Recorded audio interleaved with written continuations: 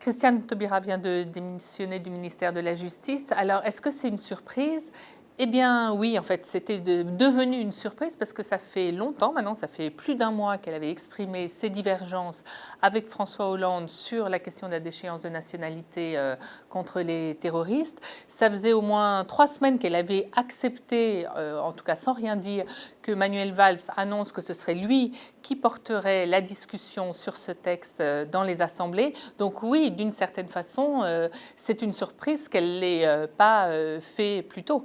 Mais sur le fond, effectivement, depuis le début, elle avait quand même bien formulé qu'elle était contre cette proposition de François Hollande. François Hollande n'a aucun intérêt politiquement à ce qui est en train de se passer avec Christiane Taubira. Il a tout fait pour la garder et ça explique sans doute le fait qu'elle-même ait semblé hésiter longtemps sur l'attitude à adopter.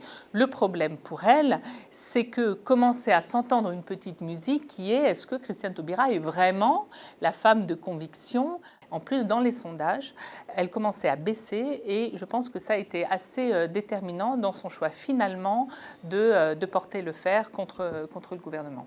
Alors, la difficulté pour François Hollande, il perd son icône de gauche. La seconde difficulté, c'est que Christiane Taubira est très imprévisible. En fait, personne ne la connaît, personne ne sait ce qu'elle a en tête. Et aujourd'hui, la question est: est-ce que Christiane Taubira peut se présenter à la présidentielle de 2017 contre François Hollande? C'est pas du tout farfelu. Rappelez-vous qu'elle s'était elle-même présentée déjà en 2002 contre Lionel Jospin et elle n'avait pas fait un gros score, elle avait fait un peu plus de 2%, je crois, mais c'est ce score, ces 2% qui avaient manqué à Lionel Jospin pour se qualifier au second tour de la présidentielle. Donc aujourd'hui, Christiane Taubira sort sur un différend de fond avec François Hollande sans qu'il ait réussi à la retenir. Et en fait, c'est une sorte de petite bombe en puissance parce que si elle se présentait contre lui, ce serait absolument dramatique au moment où lui, justement, essaye de décourager tout le monde à gauche de se présenter contre lui.